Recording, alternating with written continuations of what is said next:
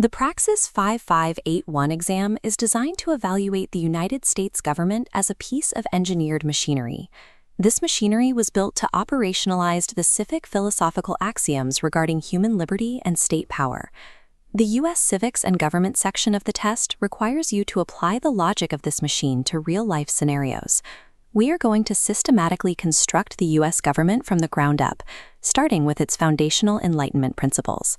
We will examine the structure failure of America's first government prototype to see exactly why the current system was built with its specific set of gears. Then we will map the interlocking mechanisms of the modern Constitution. The complex, scenario-based questions on the Praxis exam are built around this architectural logic. The United States system runs on source code written by European Enlightenment philosophers. John Locke provided the core input: natural rights. He argued that citizens are inherently entitled to life, liberty, and property, and that a government only operates legitimately with the consent of the governed. Jean-Jacques Rousseau expanded this into the social contract. He posited that governments exist strictly because the people mutually agree to create them, binding the rulers and the ruled in a shared agreement. Baron de Montesquieu designed a critical structural failsafe, the separation of powers, ensuring no single entity could hoard authority. These axioms first compiled into physical reality through early colonial models. The Mayflower Compact served as a written agreement for self-government, while the Virginia House of Burgesses established a representative legislature.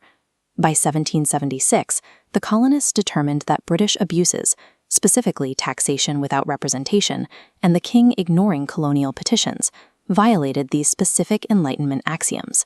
Thomas Jefferson engineered the Declaration of Independence as a formal, legal justification for revolution. It systematically documented how the British Crown breached the social contract, thereby authorizing the colonists to replace the government. This network diagram illustrates America's first government prototype, the Articles of Confederation. It contained fatal structural flaws. The center of the system lacked executive enforcement, a national judiciary, and the power to generate revenue. While the prototype managed to win the Revolutionary War, it failed because the central national government lacked the mechanical torque necessary to regulate interstate trade or collect taxes. Delegates called the 1787 Constitutional Convention to revise the Articles. Instead, they drafted a completely new foundational blueprint, the Constitution. This diagram shows a massive systemic fix, the Great Compromise. To solve a dispute over representation, they split the legislative power into the Senate, where states have equal weight, and the House of Representatives, where power scales with population. The 3/5 compromise provided another institutional fix, establishing a mathematical calculation regarding enslaved persons for the purposes of representation and taxation. The 1787 Constitution succeeded by establishing these mechanical compromises. They were the structural requirements necessary to force the centralized system to boot up and govern. To prevent power concentration, the framers distributed authority across 3 hubs. The legislative branch creates laws. The House has 435 members on 2-year terms. The Senate has 100 on 6-year terms. Congress holds power to declare war, coin money, and regulate commerce. This is where legislative power is executed. The executive branch enforces laws and commands the military, with the 22nd Amendment limiting presidents to 2 terms. The judicial branch interprets laws. Supreme Court justices serve life terms, ensuring their judgment remains independent. This independence allows the highest court to function as the system's referee. Checks and balances keeps these hubs stable. If Congress passes a bill, the president can veto it. Congress can override that veto, or the Supreme Court can strike the law down entirely if it's unconstitutional. The system was designed to rely on this constant, deliberate political friction to prevent any single branch from overloading the network. This topographical map represents federalism, the vertical distribution of power. The top federal layer manages national security, currency, and immigration. The bottom state layer manages localized civic life, like education and police. The intersecting middle layer contains shared powers, like taxation, courts, and roads. Underpinning all these jurisdictions is popular sovereignty, the principle that all power in this hierarchy flows from the citizens' participation. This is secured by the rule of law. the constraint that nobody, regardless of their position in the federal or state hierarchy, is above the system's rules.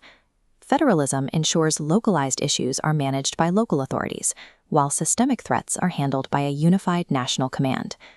The Bill of Rights forms a protective casing, divided into civil liberties and civil rights. Civil liberties prevent government interference. The First Amendment's RSPAP freedoms, Fourth Amendment warrants, and Eighth Amendment punishments. Civil rights guarantee equal treatment and protection from discrimination. Subsequent amendments expanded participation in this system. The 13th ended slavery, the 15th guaranteed black men the vote, the 19th secured women's suffrage, the 24th banned poll taxes, and the 26th lowered the voting age to 18. The critical linchpin connecting these protections to the modern citizen is the 14th Amendment. The 14th Amendment forces individual states to guarantee citizenship, due process, and equal protection, serving as the bridge that applies federal rights locally.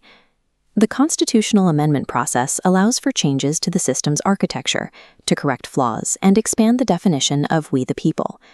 This architectural system is constantly tested through landmark Supreme Court cases. In Marbury v. Madison, the court established the power of judicial review, allowing it to strike down laws that conflict with the Constitution. McCulloch v. Maryland and Gibbons v. Ogden cemented federal supremacy through the elastic and commerce clauses. United States v. Nixon tested the limits of the rule of law by limiting executive privilege. When faced with a complex scenario on the Praxis, identify the specific structural components, which branch, which level of federalism, or which amendment is at play. Treating the Constitution as an interlocking machine provides the framework needed to answer the U.S. Civic section of the Praxis 5581.